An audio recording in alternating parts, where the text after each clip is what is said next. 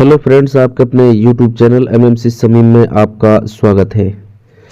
दोस्तों, जैसा कि आपको मालूम है कि हम डेली आपके लिए प्री बीएसटीसी 2026 की शिक्षण एप्टीट्यूड यानी टीचिंग एप्टीट्यूड से संबंधित एमसीक्यूज कराते हैं और वो एमसीक्यूज आपकी तैयारी के लिए प्री बीएसटीसी 2026 की तैयारी के लिए बहुत ही बेहतर साबित होंगे। आपके लिए बता दूं कि इससे संबंधित आपको यदि बुक चाहिए तो समीम फौसला के द्वारा लिखी गई बुक आपके लिए अवेलेबल है। आप 9664424462 पर मैसेज कर सकते हैं। पहला सवाल देखते हैं और देखते हैं लाइव टेस्ट कर कितने सवाल हमारे सही होते हैं और कितने गलत होते हैं। पहला सवाल है, एक शिक्षक को कक्षा में व्यक्तिगत भिन्नताओं को किस रूप में देखना चाहिए? एक बाधा के रूप में देखना चाहिए, एक समस्या के रूप में जिसे अनदेखा करना चाहिए, एक संसाधन के रूप में जिसका उपयोग किया जा सकता है, कि एक उपयोगिता के रूप में, एक अवसर के रूप में। तो हमें हिंट दिया हुआ है, सोचिए कि विविधता कक्षा के लिए बोझ है या संपत्ति। तो सी ऑप्शन इसका सही लगता है, एक संसाधन के रूप में जिसका उपयोग किया जा सकता है। तो ये ऑप्शन सही है। व्यक्तिगत भिन्नता का अर्थ प्रत्येक छात्र अद्वितीय है। एक कुशल शिक्षक इन भिन्नताओं को एक संसाधन के रूप में उपयोग करता है, जिससे कक्षा वातावरण अधिक समृद्ध और रुचिकर बनता है। अब नेक्स्ट सवाल देखते हैं। दूसरा सवाल क्या है? छात्रों को गृह कार्य देने का सबसे महत्वपूर्ण उद्देश्य क्या है? अभिभावकों को व्यस्त रखना, छात्रों को दंडित करना, कक्षा में पढ़ाए गए पाठ को सुदृढ़ करना, कॉपी करवाना। तो मुझे लगता है कि ऑप्शन सी सही है। इसकी हिंट देख लेते हैं। सोचिए कि स्कूल के बाद घर पर पढ़ाई करने से क्या फायदा होता है। तो कक्षा में पढ़ाए गए पाठ को सुदृढ़ करने के लिए हम HW यानी होमवर्क देते हैं। तो सी ऑप्शन इसका करेक्ट है। गृह कार्य का मुख्य उद्देश्य छात्रों को कक्षा में सिखाई गई अवधारणाओं का अभ्यास करने और उन्हें सुदृढ़ करने का अवसर देना है। यह स्वतंत्र अध्ययन को भी बढ़ावा देता है। तो ये दूसरा सवाल हुआ। तीसरा सवाल हम देखते हैं। यदि आपकी कक्षा में एक छात्र लगातार अनुशासनहीनता करता है, यानी कि डिसिप्लिन में नहीं है, तो आप क्या करेंगे? उसे कक्षा से बाहर निकाल देंगे? नहीं। उसके अभिभावकों से शिकायत करेंगे? नहीं। उसके व्यवहार के कारण को पता लगाएंगे? उस पर ध्यान नहीं देंगे। तो ऑप्शन सी सही है। देख लीजिए, एक प्रभावी शिक्षक समस्या की जड़ तक जानने की कोशिश करता है। छात्र के व्यवहार के पीछे कारण जैसे पारिवारिक समस्याएं, सीखने में कठिनाई को समझना और उसको समाधान करना सबसे बड़ा तरीका या सबसे सही तरीका है। तो ये तीसरा सवाल अपना क्लियर हुआ। चौथा सवाल देखते हैं। शिक्षक जन्मजात होते हैं, बनाए नहीं जाते। क्या आप इस कथन से सहमत हैं? नहीं, यह कथन गलत है। मुझे लगता है भाई शिक्षक जन्मजात होते हैं, बनाए नहीं जाते। क्या आप इस सहमत नहीं है? फाल्स है, उत्तर गलत है। यह एक मिथक है। शिक्षक जन्मजात नहीं होते हैं। उचित प्रशिक्षण, समर्पण और सही दृष्टिकोण के माध्यम से कोई भी एक अच्छा शिक्षक बन सकता है।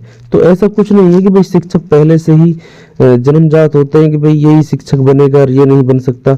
इसमें क्लियर रहता है कि भाई शिक्षक हर कोई बन सकता है, लेकिन शिक्षक के लिए उचित प्रशिक्षण किसी को मिल रहा है और समर्पण मिल रहा है, समर्पण है उसमें, सही दृष्टिकोण के माध्यम से कोई भी एक अच्छा शिक्षक बन सकता है।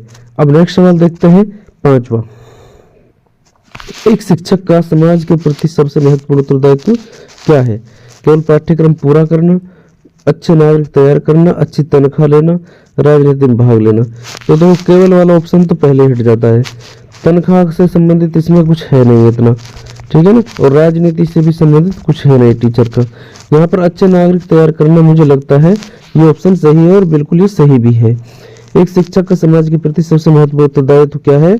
अच्छे नागरिक तैयार करना। शिक्षा का अंतिम लक्ष्य केवल जानकारी देना नहीं, बल्कि छात्रों को जिम्मेदार, नैतिक, सामाजिक रूप से जागरूक और नागरिक बनाना है, समाज में सकारात्मक योगदान दे सके। तो ये हो गया पांचों सवाल। अब देखते हैं छठा सवाल। एक शिक्षक और छात्र के बीच कैसा संबंध होना चाहिए? भय पर आधारित, अनौपचारिक और मित्रवत, समान विश्वास पर आधारित, पूरी तरह से पेशेवर और दूरी वाला नहीं होना चाहिए। भय से संबंध नहीं होना चाहिए। अनौपचारिक और मित्रवत, सम्मान और विश्वास पर आधारित। तो इसमें ऑप्शन सी भी हो सकता है। सोचिए कि कौन सा संबंध छात्रों को प्रश्न पूछने, अपनी कठिनाइयों को साझा करने के लिए प्रोत्साहित करेगा।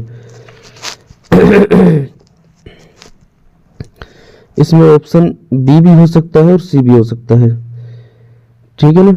तो अनौपचारिक मित्रवत सम्मान और विश्वास पर आधारित, ऑप्शन सी इसका ज्यादा सही लग रहा है। एक आदर्श शिक्षक छात्र संबंध आपसी सम्मान, विश्वास और सहानुभूति पर आधारित होता है। इससे एक सकारात्मक और सुरक्षित सीखने का माहौल बनता है। 6 सवाल हो चुके हैं, 7वां सवाल देखते हैं। आप अपनी कक्षा में छात्रों की रुचि बनाए रखने के लिए क्या करेंगे? लगातार व्याख्यान देंगे, कठोर अनुशासन रखेंगे। दोनों ऑप्शन गलत है। विविध शिक्षण विधियों का प्रयोग करेंगे, केवल होशियार छात्रों से प्रश्न पूछेंगे। केवल वाला ऑप्शन तो गलत है ही, कठोर वाला गलत है। लगातार व्याख्यान देंगे, व्याख्यान देने से इतना कुछ नहीं होता है। हमारा जो सी ऑप्शन है ये बिल्कुल सही लगता है, विविध शिक्षण विधियों का प्रयोग करेंगे। छात्रों की रुचि बनाए रखने के लिए विभिन्न शिक्षण विधियों, प्रश्नोत्तर, चर्चा, समूह कार्य और शिक्षण सहायक सामग्री का उपयोग करना सबसे प्रभावी होता है। नेक्स्ट जो 8वां सवाल है उसको देखते हैं। अधिगम यानी कि सीखना एक सतत और सार्वभौमिक प्रक्रिया है। ये बिल्कुल बात सही है। सीखना जीवन भर चलने वाली सतत प्रक्रिया है और हर जगह हर किसी के साथ सार्वभौमिक होती है, केवल स्कूल तक सीमित नहीं होती है। तो ये भी हमारा सवाल सही है। 9वां सवाल देखते हैं। शिक्षण व्यवसाय में सफल होने के लिए सबसे महत्वपूर्ण क्या है? शिक्षण व्यवसाय में सफल होने के लिए सबसे महत्वपूर्ण क्या है? केवल विषय का अच्छा ज्ञान होना चाहिए, धैर्य, सहानुभूति, अच्छा वेतन, लंबी छुट्टियां। तो कुछ छुट्टियों से कुछ मतलब है नहीं, इसमें वेतन से मतलब है नहीं।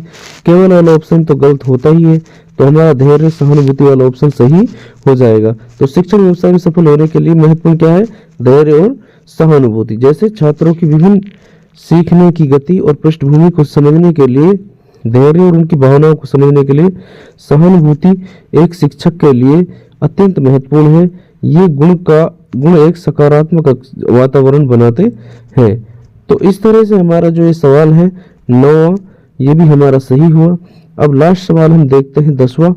उससे पहले मैं आपको बता दूं कि हमारे द्वारा लिखी गई टीचिंग एप्टीट्यूड की बुक है जो आपके प्री बीएसटीसी 2026 में 150 में से 150 मार्क्स लाने की क्षमता रखती है। तो आप उस बुक को परचेज कर सकते हैं। आपको व्हाट्सएप मैसेज करना होगा 9664424462 नंबर पर। तो आप मैसेज करेंगे तो फोसला एजुकेशन अलवर के ऑफिशियल व्हाट्सएप पर मैसेज आएगा और आपको तुरंत जवाब मिलेगा कि आपको बुक किस प्रकार से मिल सकती है।